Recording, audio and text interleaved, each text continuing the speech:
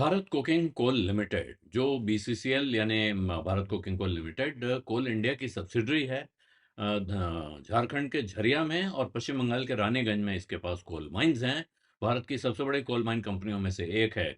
कोल India से बाहर होकर, कोल इंडिया से डिमर्ज होकर अलग से लिस्ट हुई है। और लिस्टिंग के दिन अच्छी खासी, आप कह सकते हैं, अर्श और फर्श दोनों दिख रहा है। जबरदस्त लिस्टिंग है, 97% ऊपर। इशू प्राइस था 23 रुपए, उससे 97% ऊपर जाके लिस्ट हुई है। लेकिन बाद में उसमें करीब 6 से 9% तक की गिरावट प्रॉफिट बुकिंग की वजह से देखने को मिली है। 1071 करोड़ रुपए का इसका आईपीओ आया था, जो पूरी तरह से ऑफर फॉर सेल था। कोल इंडिया लिमिटेड ने अपने शेयर्स डाइल्यूट किए हैं बाजार में। बेसिकली इसको आप मोनेटाइजेशन प्रोसेस का हिस्सा मान सकते हैं।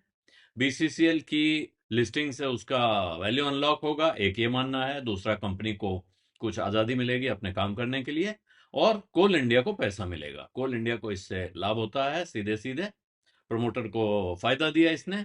और जो माइंस हैं इनकी, ये जबरदस्त अच्छा इंफ्रास्ट्रक्चर, लॉजिस्टिक्स नेटवर्क्स और अपार कोल भंडार, जबरदस्त कोयले के भंडार हैं वहां।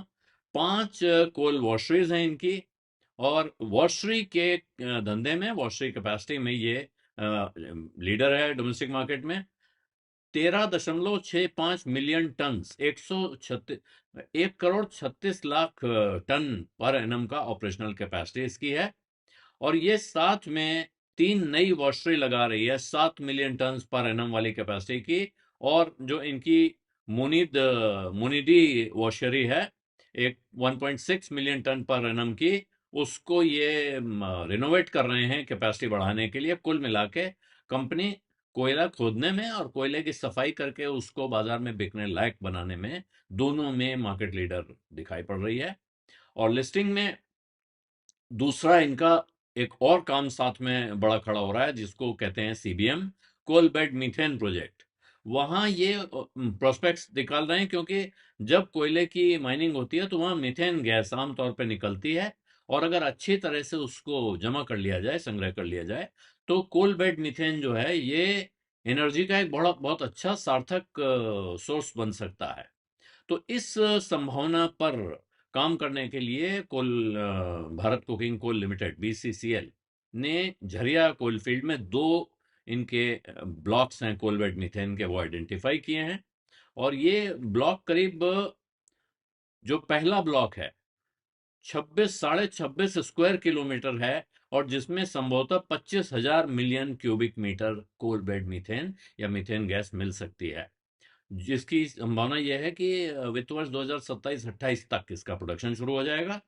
और जो प्री फिजिबिलिटी रिपोर्ट है दूसरे ब्लॉक की, वो अभी अप्रूव हुई है अक्टूबर 2024 में, और उसके साथ उसकी तैयारी चल रही है। उसके लिए मॉडल टेंडर निकालने का काम जारी है।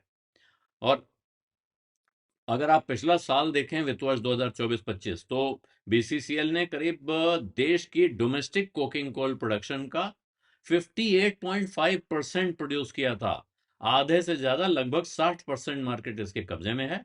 और इसके पास लगभग 8 अरब टन का भंडार है कोकिंग कोल का, 7.9 बिलियन टन। मेकिंग इससे इनका इकलौता ये, आप अगर कोकिंग कोल कहें, प्राइम कोकिंग कोल, उसका सबसे बड़ा ये सिंगल सोर्स सप्लायर है। जिसकी वजह से, और ये कहाँ इस्तेमाल होता है, खास इस बात को ध्यान दें, ये कोकिंग कोल दरअसल स्टील मैन्युफैक्चरिंग का एक बहुत क्रिटिकल इनपुट है। तो इसलिए स्टील इंडस्ट्री को इसकी बहुत सख्त जरूरत होती है। और यही वजह है कि ये एक अच्छा मार्केट लीडर है। एक एक तरह से कहिए, धंधे में मोनोपोली है, और क्रिटिकल रिसोर्स की मोनोपोली है इसकी। तो बीसीसीएल का प्राइस जब आया, करीब 7% गिरा है। 97% प्रीमियम पे लिस्टिंग हुई है, उसके बाद 7% गिरा है। एनालिस्ट को लगता है कि इसमें शॉर्ट टर्म प्रॉफिट बुकिंग हुई है, लेकिन लॉन्ग टर्म में इस पर सभी बुलिश हैं। उनका कहना है इसको पे होल्ड का व्यू है। जिसके पास शेयर है उसको अपने पास बना के रखना चाहिए, क्योंकि इस कंपनी के बाद इतने भंडार के अलावा भारत की सबसे बड़ी कोयला कंपनी कोल इंडिया की बैकिंग है, वो इसकी प्रमोटर है। तो उसका सारा फायदा, उसका लाभ, उसकी एक्सपर्टीज और उसकी मसल पावर सब इसको मिलती है। और उम्मीद ये की जा रही है कि अब अगले साल यानी वित्त वर्ष 26-27 से इसके वॉल्यूम्स में और अर्निंग्स में, दोनों में रिकवरी देखने को मिलेगी। तो ये भारत कोकिंग कोल लिमिटेड की लिस्टिंग के साथ न सिर्फ बीसीसीएल जो 45 रुपए पर खुला आज, 23 रुपए इसका प्रीवियस क्लोज मानते हैं क्योंकि 23 रुपए पे ये इशू हुआ था, 23 रुपए के मुकाबले 45 रुपए पर खुला है, 40 रुपए 12 पैसे तक नीचे गया और 45 रुपए 9 पैसे पर ये ऊपर गया है। और आखिरी ये इसकी जो ट्रेडिंग है वो देखें तो गिरा है, अच्छा ठीक ठाक गिरा है। उस तरह से देखेंगे, अगर आप किसी ने टॉप पे बाय कर लिया उसके लिए तो अच्छा नुकसान है, लेकिन जिसने इशू प्राइस पे जिसको इशू हुआ है उसके लिए वो गिरावट के बाद भी एक अच्छा समझदारी का सौदा है। उसमें कोई खास चिंता की परेशानी की बात दिखाई नहीं पड़ रही है।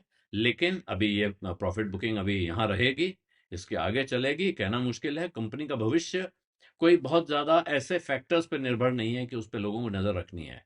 आप कह सकते हैं बिल्कुल शांति से, जैसे कोल इंडिया है उस तरह की कंपनी बीसीसीएल भी है, आपके पोर्टफोलियो में है तो आप शांति से गहरी सांस लेके बैठे रह सकते हैं।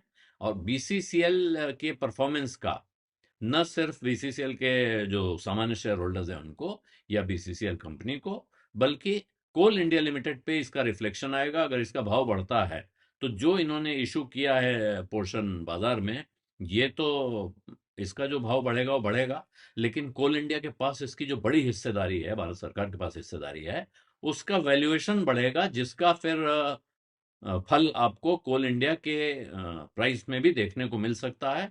इसलिए अभी बीसीसीएल आज पहले दिन, लिस्टिंग के दिन, इसके बारे में किसी तरह का कोई निष्कर्ष निकालना बहुत मुश्किल है। कुछ समय लोग इसे देखेंगे फंडामेंटल्स के हिसाब से। जैसा मैंने बताया, जानकार कह रहे हैं कि अभी प्रॉफिट बुकिंग हो सकती है, जिसको इशू हुआ है वो इस समय पैसा कमा भी सकता है।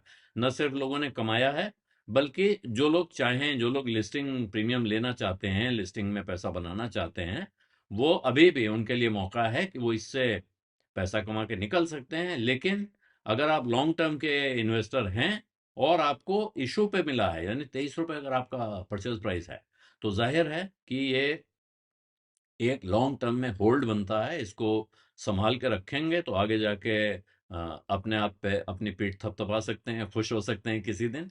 लेकिन आज भी अगर लोग, जो लोग पैसा बेच के निकाल रहे हैं, वो आज के दिन भी खुश हैं। एक का दो हो गया अगर उनका एप्लीकेशन से लेके और इशू तक, तो लिस्टिंग के दिन उनको लगभग 95-97% का फायदा मिल गया है।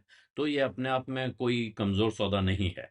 लेकिन क्या इतना फायदा? तो बहुत सारी कंपनियां आप इतिहास में देख सकते हैं। आप किसी भी कंपनी का, खास तौर पे जिन कंपनियों के बड़े बड़े जिनको वेल्थ क्रिएटर कहा जाता है, मल्टी बैगर कहा जाता है, उनके इतिहास देखें तो लिस्टिंग के दिन वो कहाँ थी।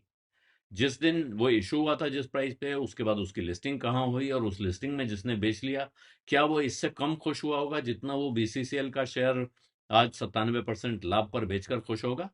लेकिन उसके बाद वो कितने साल तक, जब वो 10-20-30 साल बाद अपना शेयर पलट के पोर्टफोलियो देखता है, या उस शेयर का दाम देखता है, उसकी टोटल वैल्यू देखता है कि उसके कितने बोनस और कितने स्प्लिट्स के बाद आज वो एक शेयर के कितने शेयर बन गए हैं, उनका बाजार भाव क्या है, तो फिर बहुत अफसोस होता है कि अरे उस वक्त अगर वो लिस्टिंग गेन न लिया होता तो आज हमारे पास कितना बड़ा खजाना होता। लेकिन ये फैसला हमेशा उस इंसान को करना होता है जिसका पैसा लगा है, जिसके पास शेयर हैं। ये फैसला कोई दूसरा करके दे नहीं सकता है। एक इंसान आपके लिए कर सकता है, जो है आपका भरोसेमंद फाइनेंशियल एडवाइजर। उसके अलावा आपकी अपनी रिसर्च है, आपकी अपनी पढ़ाई है, आपका अपना रिस्क एक्यूमेन है, जिससे आप ये फैसला कर सकते हैं। बीज अड्डा में आज इतना ही। अब इजाजत दीजिए। धन्यवाद। नमस्कार।